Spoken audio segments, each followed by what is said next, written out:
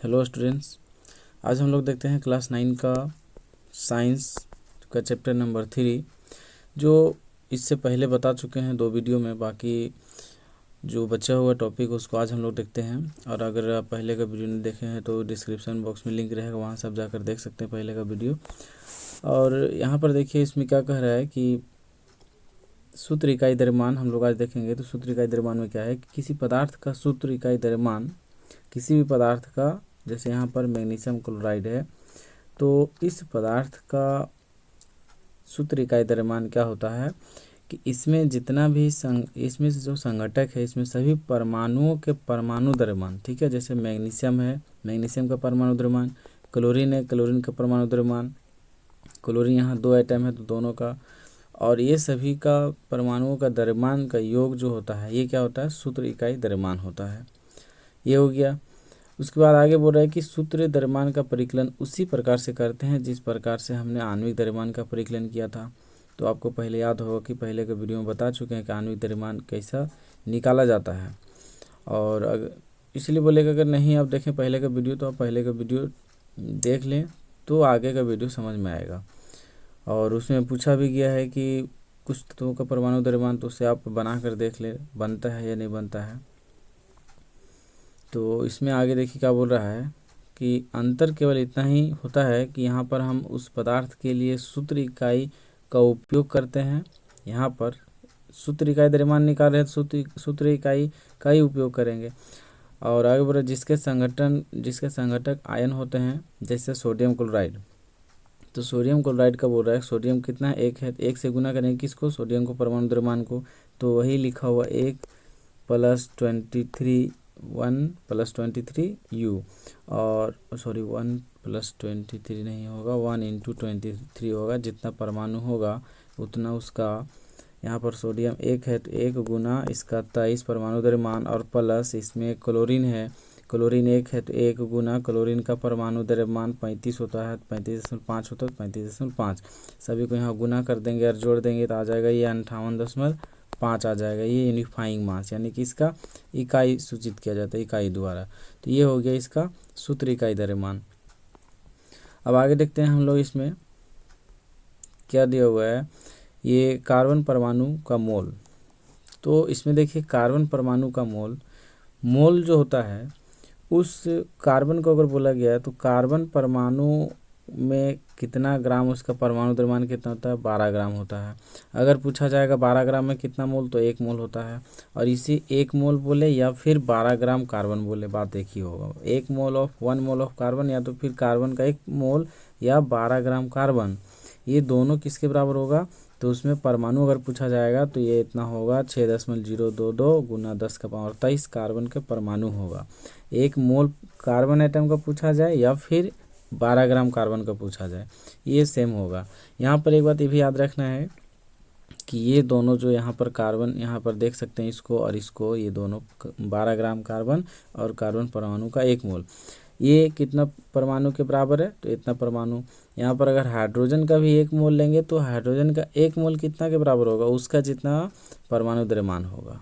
जैसे यहाँ हाइड्रोजन का 1 मोल ले रहे थे, हाइड्रोजन का परमाणु द्रव्यमान 1 ग्राम, तो 1 ग्राम होगा 1 मोल के बराबर। लेकिन 1 मोल किसका, हाइड्रोजन का। और इसमें परमाणु की संख्या तो इसका सेम रहेगा, सभी का परमाणु संख्या सेम रहता है, बट 1 मोल होना चाहिए वो पार्टिकुलर एलिमेंट। फॉर एग्जांपल यहाँ से समझाते हैं, ले लेते हैं अगर यहाँ पर सोडियम, फॉर एग्जांपल सोडियम ले लिए। तो सोडियम का अगर बोला जाएगा 1 मोल, तो सोडियम का 1 मोल कितना ग्राम, 1 मोल में कितना ग्राम होगा। तो 1 मोल यहाँ बोला जाएगा, 1 मोल बोला गया तो 1 मोल में कितना ग्राम होगा। तो इसका परमाणु द्रव्यमान किसका, सोडियम का परमाणु द्रव्यमान 23 ग्राम होता है, तो यहाँ पर 23 ग्राम ही होगा 1 मोल में। सोडियम का 1 मोल में कितना ग्राम, तो 23 ग्राम। सोडियम का परमाणु द्रव्यमान कितना, तो 23 ग्राम। यानी कि सोडियम का परमाणु द्रव्यमान जितना होता है एक एटम का, वही कहलाता है 1 मोल।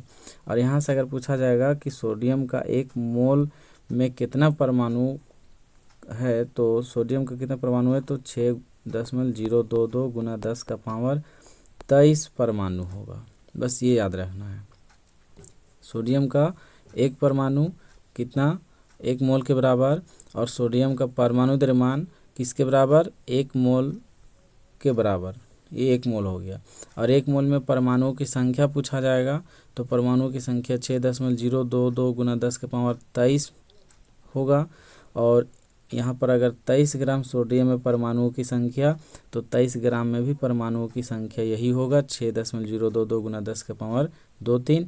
और सोडियम का एक परमाणु में परमाणुओं की संख्या तो भी 6.022 गुना 10⁻23 होगा। आई होप ये समझ में आ गया होगा। वही चीज़ है, एक अणु का 1 मोल इतना परमाणु, इसमें आणविक द्रव्यमान, ये जो होता है आणविक द्रव्यमान, वही चीज़ दिया हुआ है। आगे देखिए, यहाँ पर बोल रहा है इसका आणविक द्रव्यमान परिकलन करने के लिए, तो आसान है। उसके बाद यहाँ पर देखिए एक दिया मोल संकल्पना। तो मोल संकल्पना क्या होता है, यहाँ हम हाइड्रोजन और ऑक्सीजन की किसी अभिक्रिया का उदाहरण लेते हैं जिसमें जल निर्मित होता है, H2O। तो यहाँ पर क्या होता है कि हाइड्रोजन का कितना अणु है, 2 अणु है, H2 दिखाया गया, 2H2। हाइड्रोजन का 2 अणु, ऑक्सीजन का 2 परमाणु है, बट इसका अणु कितना है, 1 ही अणु है। ये बनाया, बैलेंस किया हुआ है, ये संतुलित किया हुआ है। जल का 2 अणु, ये हो गया। या फिर इसको इस तरह से कर सकते हैं, हाइड्रोजन का यहाँ पर कितना, हाइड्रोजन का कितना आणविक द्रव्यमान होगा, 4 होगा। ऑक्सीजन का कितना होगा, 32 होगा। ये हो गया यहाँ पर। और जो जल बना इसका, तो ये 18 में कितना हो जाएगा, 36 हो जाएगा। तो इधर भी कितना है, 36 है, और इधर कितना आ गया, 36 आ गया। इसका ये चीज़ बताया गया था, पहले भी बताया गया था कि ऊर्जा यहाँ द्रव्यमान संरक्षण का नियम में स्टार्टिंग फर्स्ट वीडियो में बताया गया था ये चीज़।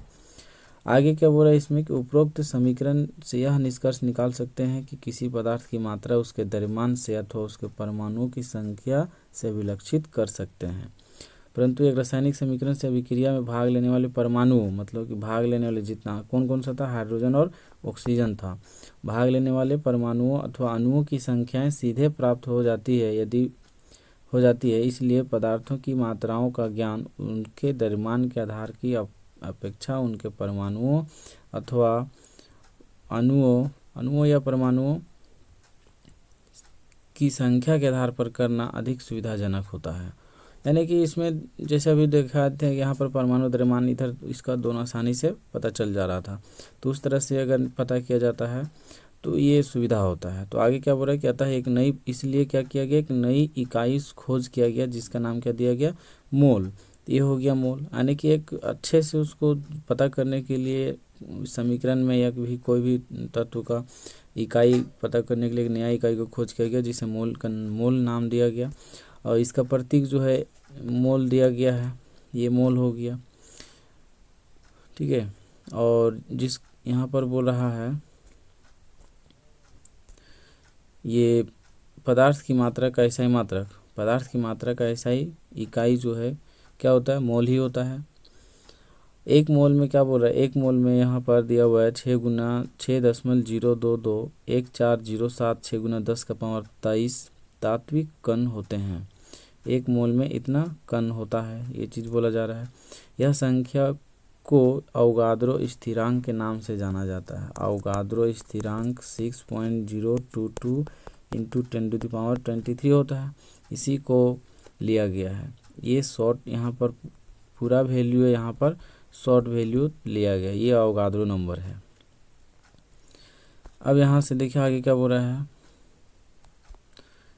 ये चीज़ जो अभी पहले बता दिया गया है, 1 मोल में इतना संख्या होता है। किसी भी तत्व का 1 मोल में परमाणु की संख्या कितना, अवोगाद्रो संख्या बराबर, ठीक है, ये चीज़ बताया गया है। आगे देखते हैं हम लोग, इसमें द्रव्यमान वगैरह निकालने के लिए, मोल निकालने के लिए बताया गया है।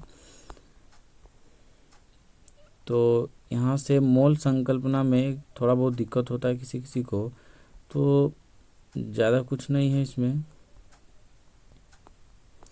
मोल निकालने के लिए बोला जाएगा। तो देखिए यहाँ पर क्या है कि मोलों की संख्या का परिकलन कीजिए। तो 12 ग्राम हीलियम, तो एक्चुअल में हीलियम जो है, हीलियम का कितना होता है, परमाणु संख्या 4 होता है।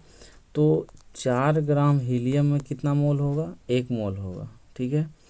अब यहाँ कितना है, 52 ग्राम है, तो 52 ग्राम मतलब कितना कितना इसमें एटम होगा हीलियम का।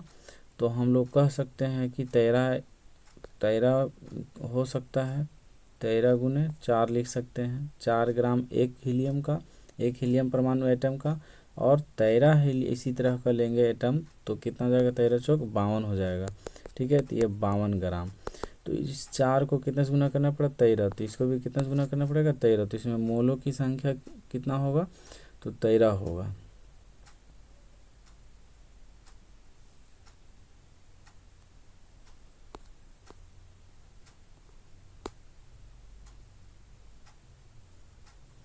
इसी को फॉर्मूला से निकाला गया है। तो मोलों की संख्या n बराबर क्या किया गया है, दिया गया मास, ठीक है, दिया गया मास बाय मोलर मास। तो n बराबर दिया गया मास कितना है, 52 है, और बटा में एक हीलियम एटम का परमाणु द्रव्यमान कितना है, तो हाइड्रोजन के बाद हीलियम 2 नंबर में आता है, तो 2 का कितना हो जाएगा, 4 होता है इसका मोलर द्रव्यमान, यानी कि इसका मोलर मास कह सकते हैं इंग्लिश में। तो यही हो गया 13, कट के आ गया 13। तो ये नंबर ऑफ मोल कितना आ गया, 13। ये सिंपल फार्मूला है, एक निकालने का फार्मूला हो गया, नंबर ऑफ मोल निकालने का फार्मूला। कि अगर दिया गया मास रहेगा, मतलब कि मास दिया हो रहेगा इतना ग्राम में कितना, इतना ग्राम हीलियम परमाणु का कितना मोल होगा, तो ऐसे निकाल सकते हैं। दूसरा यहाँ पर है, ये दूसरा क्वेश्चन पूछा गया है, इतना हीलियम परमाणु में इतना कण दिया हुआ है, ठीक है, इतना कण दिया हुआ, तो नंबर ऑफ मोल निकालना। तो number of mole is equal to क्या हो जाएगा, जो दिया गया नंबर है, ठीक है, जो भी अणुओं की संख्या दिया गया है, इसको अवोगाद्रो नंबर से डिवाइड कर देंगे, तो ये आ जाएगा। अवोगाद्रो नंबर से डिवाइड करेंगे, सिंपल है, यहाँ पर फॉर्मूला देख सकते हैं। हाँ, मोलों की संख्या n बराबर दिए गए कणों की संख्या n से सूचित करेंगे, और अवोगाद्रो नंबर Na से सूचित करेंगे। तो दिया गया था इतना, इसको डिवाइड कर दिए इतना, तो ये 10 का पावर 23, 10 का पावर 23 कट गया। अब यहाँ से कटेगा तो 2 बार में कटेगा, तो यहाँ पर मोलों की संख्या कितना आ गया, 2 आ गया। तो सिंपल हम लोग जानते हैं कि एक मोल हीलियम में कितना आएगा, एक मोल हीलियम में जितना अवोगाद्रो नंबर होगा 6.022 10⁻⁻³ इंटू 10⁻23 होगा। तो इसी का यहाँ हम लोग देख सकते हैं, इसी का ये डबल है। तो एक हीलियम एटम माने कि एक मोल में इतना कण होता है, तो इसका डबल कण में कितना मोल होगा, सिंपल है, 2 मोल होगा। तो ये बहुत सिंपल सा था। अब देखिए यहाँ पर क्या बोल रहा है कि 0.5 मोल N2 गैस, ठीक है। तो N2 गैस का एक मोल में कितना होगा, N2 7 दूनी 14 दूनी कितना हो जाएगा, 28 होगा, ठीक है। N2 में आणविक इसका मोलर द्रव्यमान कितना होगा, 28। तो 28 ग्राम में कितना मोल होगा, एक मोल होगा, सिंपल सा बात है। तो 0.5 दिया हुआ मतलब कि एक मोल का आधा, तो एक मोल का इधर आधा दिया हुआ, तो यहाँ पर एक मोल में कितना ग्राम हो रहा है N2 का, एक मोल में 28 ग्राम हो रहा है, सिंपल। तो इसका हाफ करेंगे 0.5 आएगा, इसका भी हाफ करेंगे तो 14 आएगा, सिंपल सा है। तो 0.5 मोल में कितना यहाँ पर द्रव्यमान होगा इसका, तो 14 आ जाएगा। यहाँ पर देख सकते हैं इसको क्या निकालने के लिए ये फॉर्मूला, द्रव्यमान संख्या निकालने के लिए, द्रव्यमान संख्या निकालने के लिए मोलर द्रव्यमान और मोलों की संख्या। तो मोलर द्रव्यमान N2 का, सिंपल बात यहाँ पर N2 का निकालने के लिए पहले बता चुके हैं। N2 मतलब 2 गुना नाइट्रोजन का होता है 7 दूनी 14, यानी कि 28 ग्राम आया, ठीक है। तो यहाँ पर मोलर द्रव्यमान दिया हुआ था 0.5, यहाँ पर 0.5, और मोलों की मोलर द्रव्यमान था 28, और मोलों की संख्या यहाँ पर मोलर द्रव्यमान 28 और मोलों की संख्या 0.5 ऐसा था। इसको अगर हटा दें पॉइंट तो आ जाएगा नीचे में एक 0, 5 दूनी 10, 2 28 14 बार में कटेगा, तो ये आ गया आंसर 14। ये आ गया 14 ग्राम। सिंपल है कि 0.5 मोल में N2 का कितना द्रव्यमान होगा, तो 14 ग्राम होगा। ऐसे भी बिना फॉर्मूला में बैठाए भी बना सकते थे कि N2 अगर है N2 में, तो N2 का मोलर द्रव्यमान कितना होगा, 28, यानी कि 1 मोल में 28 ग्राम, तो हाफ मोल में 14 ग्राम, सिंपल सा बात है। और दूसरा क्वेश्चन इसमें पूछा है कि 0.5 मोल नाइट्रोजन परमाणु, वहाँ था N2 परमाणु और यहाँ है केवल N परमाणु पूछा गया।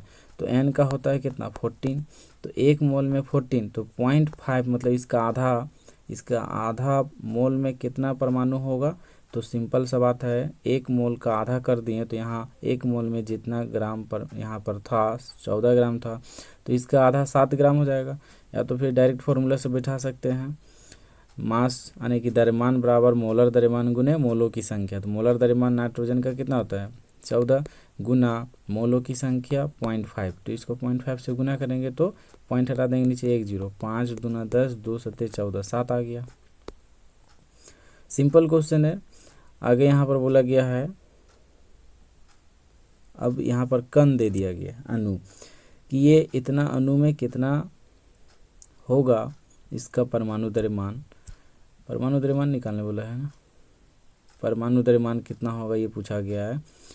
तो अणुओं की संख्या, नाइट्रोजन अणुओं की संख्या, सिंपल इसमें क्या करना है कि मोल पूछा गया है, क्या पूछा है, अणुओं की संख्या पूछा गया। इसमें अणुओं की संख्या पूछा है, यानी कि एन पूछा है, अणुओं की संख्या। तो इसमें निकालने के लिए क्या करना है, जो दिया गया कण है, ठीक है, मोल निकालने के लिए यहाँ पर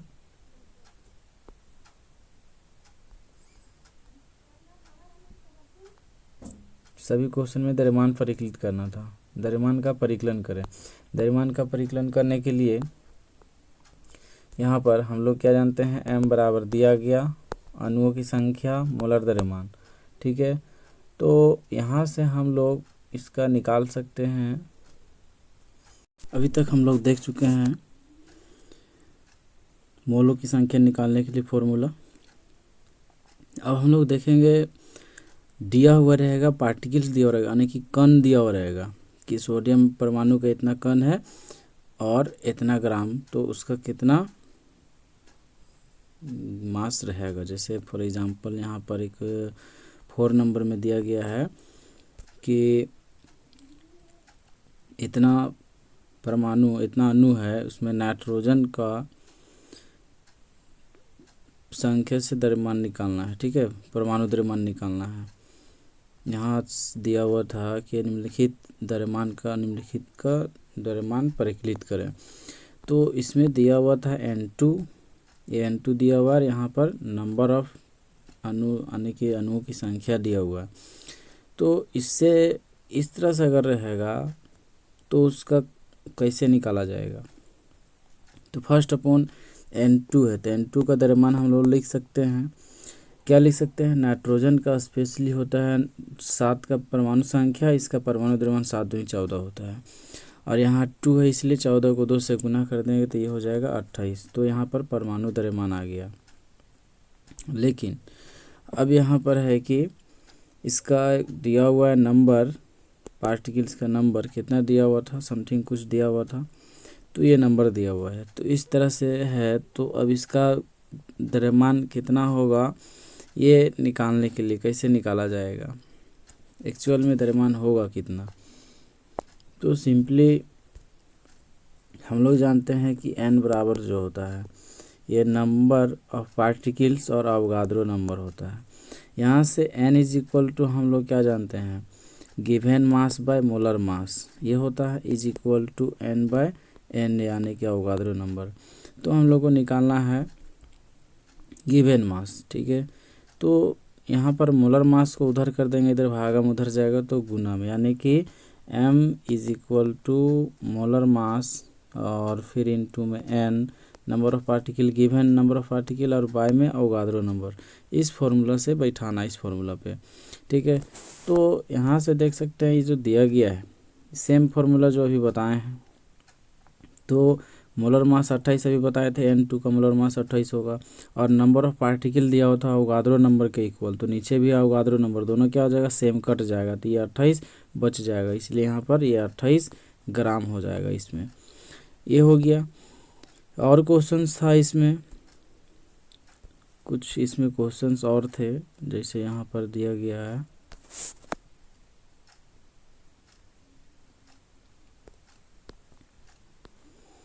ये क्वेश्चन है यहाँ, ये क्या कर रहा है कि इतना ग्राम सोडियम यानी 46 ग्राम सोडियम परमाणु, इसका निकालना है। क्या निकालना है? कणों की संख्या निकालना है यहाँ पर। तो कणों की संख्या निकालने के लिए सिंपल क्या करना है, फॉर्मूला लगाना है। ये सेम वही फॉर्मूला था, परमाणु की संख्या दिया गया द्रव्यमान, ऊपर में आने की m दिया गया द्रव्यमान, बटा में मोलर द्रव्यमान और गुना में अवोगाद्रो नंबर। तो ये क्या निकल जाएगा? परमाणुओं की संख्या निकल जाएगा इससे। बस इसमें क्या करना है, बैठा देना है। तो मोलर द्रव्यमान दिया हुआ था, कितना था? सोडियम का मोलर द्रव्यमान अभी गिवन मास था, यानी कि दिया गया द्रव्यमान कितना था? 46 दिया हुआ था। बट सोडियम का मोलर द्रव्यमान सोडियम का होता कितना है? 23 होता है। अवोगाद्रो नंबर कितना लिखेंगे? तो 6.022 × 10⁻23 लिखेंगे। ये 2 बार में कट जाएगा, तो सिंपली इसको भी क्या करेंगे, 10 का पावर 23 रहेगा और 6 का डबल 12.044, यही है यहाँ पर। तो ये हो गया, यहाँ पर देख सकते हैं इसको बनाया गया है। और दूसरा क्वेश्चन इसमें था कि 8 ग्राम ऑक्सीजन अणु में बिल्कुल सेम निकालना है। ठीक है, यहाँ देखिए सेम निकालना है। 8 ग्राम ऑक्सीजन मतलब कि दिया गया द्रव्यमान कितना है? 8 है, और ऑक्सीजन का दिया गया द्रव्यमान 8 है, बट ऑक्सीजन O2 होता है। ठीक है, ऑक्सीजन हमेशा, ऑक्सीजन तो द्विपरमाणुक है, तो ऑक्सीजन क्या होता है? O2। तो O2 का क्या होगा? एक ऑक्सीजन 8 दूनी 16 हो गया इसका। ऑक्सीजन का होता क्या है? 16 को 2 से गुना करेंगे 32, तो इसका परमाणु यानी कि आणविक मोलर द्रव्यमान 32 हो गया, और अवोगाद्रो नंबर से गुना कर देंगे और फिर आ जाएगा 8/32 और बाय में कट के 4 8 के 32, 4 से इसको भागा दे देना है। तो ये अप्रोक्स इतना आ जाएगा, ये हो गया। इस तरह से यहाँ सभी को बनाना है, और ये हो गया चैप्टर एंड। तो अब नेक्स्ट वीडियो में इस चैप्टर का सारा क्वेश्चन आंसर को अपलोड कर देंगे। Thanks for watching.